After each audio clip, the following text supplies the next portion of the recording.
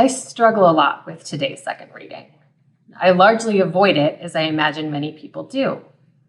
On a day where I love celebrating family, I have a hard time hearing the words subordinate and obey, especially knowing this reading has been used to justify untold amounts of harm to women and children. And I've chosen to remain in a church that has communicated to me in various ways that my value as a woman is less than that of a man. Today's letter from Paul does not offer me much consolation.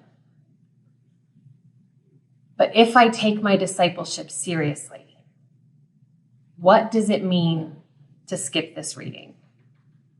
How do I just bypass the ugly parts? Do I take seriously that this is the inspired word of God? So I tried to do as Mary did. I held the words in my heart, and I prayed with them.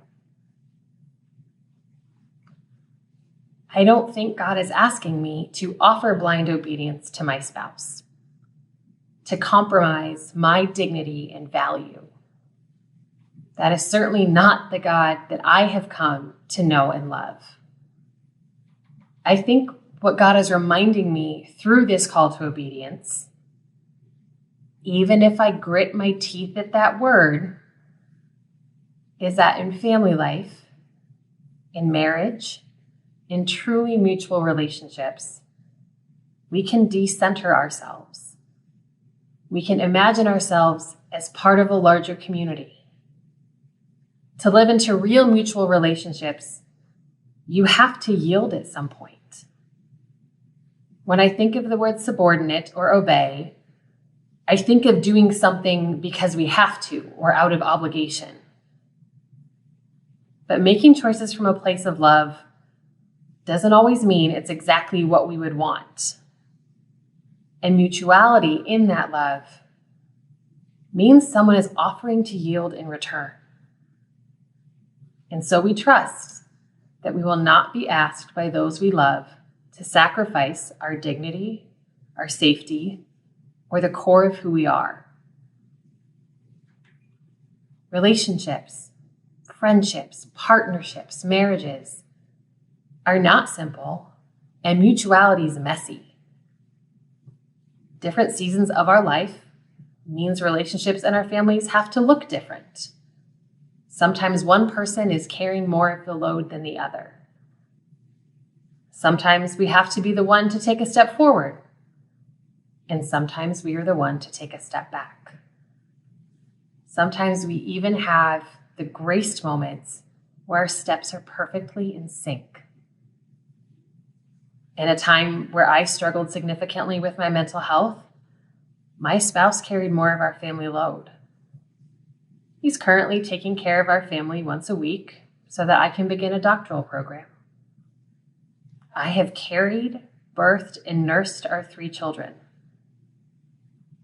These days, we're a bit more in sync, navigating our growth together as individuals and as a family with our children.